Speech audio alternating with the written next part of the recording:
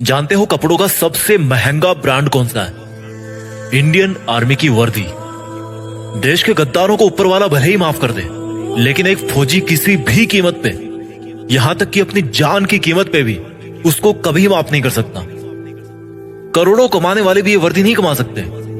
दुनिया के जो बड़े बड़े करोड़पति अरबपति बन के बैठे हैं ना, जिनको आप टीवी पर सिनेमा में हीरो बने हुए देखते हो, वो भी नहीं है उस वर्दी को कमाने के लायक। क्योंकि वो वर्दी भाई पैसों से नहीं मिलती, वो पैसे में नहीं बिकती। अगर पैसों में बिकती तो हर कोई पहन के घूमता और अपने आप को फौजी बोलता। उस वर्दी को अगर कमाना है ना, तो पैसा नहीं चाहिए, पैसा नहीं बनाना उसके लिए, उसके लायक बनना है।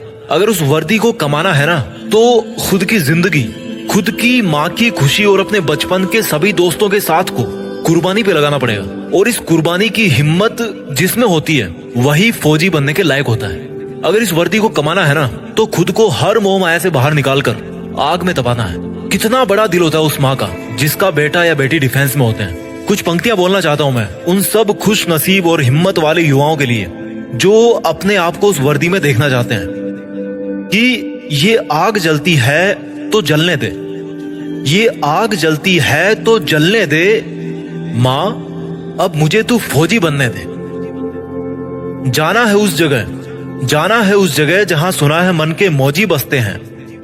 जाना है उस जगह जहां सुना है मन के मौजी बसते हैं। बहुत देख लिए दुनिया, चल अब फौजी बनते हैं। बहुत जीली नाकाम जिंदगी, चल अब देश के लिए कुछ काम करते हैं। फर्जी के रिश्तों में जिंदगी बर्बाद कर डाली, चल अब जिंदगी देश के नाम करते हैं। अब फौजी बनते हैं। ये सरहदें पुकारती मुझको है, ये आतंक की बदबू ललकारती मुझको है। जब लिपट जाऊं तिरंगे में तो मुझे आबाद कहना, जब लिपट जाऊं तिरंगे में तो मुझे आबाद कहना।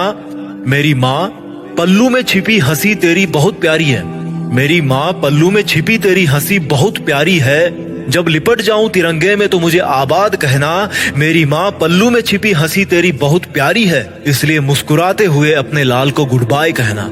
ये मोबाइल के स्टेटस देख देख के थक गया हूँ, बन जाऊं मैं भी एक दिन सबका स्टेटस, खुद के इसी वादे में बंध गया हूँ। माँ के आंचल की खुशबू तो वैसे फीकी होती नहीं कभी, पर उसमें थोड़ी सी मेरी वर्दी की खुशबू भी मिला दूं ना, तो दोनों जहां यही मिल जाएंगे मुझे।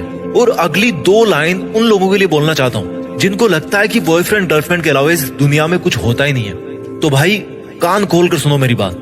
बेवफाओं की इस दुनिया में हम कभी वफा ढूंढते थे, ये एक फौजी की तरफ से लाइंस आपके लिए, कि बेवफाओं की इस दुनिया में हम कभी वफा ढूंढते थे, बड़े नासमझ थे जो रेगिस्तान में कमल ढूंढते थे। अरे बेवफा तुम्हारे लिए हम मरने का वादा करते थे ना, अरे बेवफा तुम्हारे लिए हम मरने का वादा करते थे ना, लेकिन सुन, इस वर्दी के लिए तो बार बार पैदा होकर मरने का मन करता है। और जो युवा ये बोलते हैं ना कि मेरी तो लाइफ में यार बहुत समस्या है, मैं क्या करूं समझ नहीं आ रहा, तो उनको केवल 2 लाइन में मैं समझा दूंगा कि भाई कि तुम्हारा दुख ना बहुत छोटा है, बहुत छोटा है यार।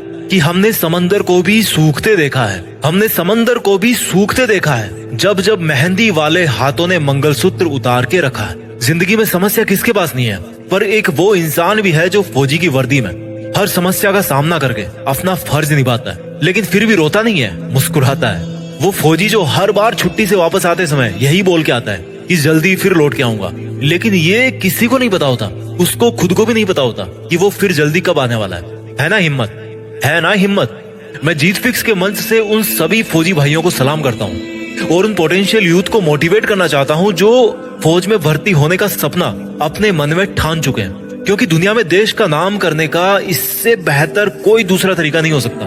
मैं सैल्यूट मारता हूँ फौजियों को जो एकमात्र रियल हीरो है इस कंट्री के। फौजी एक तरह के हीरो नहीं है, वो एकमात्र रियल हीरो है। सैल्यूट, जय हिंद, वंदे मातरम।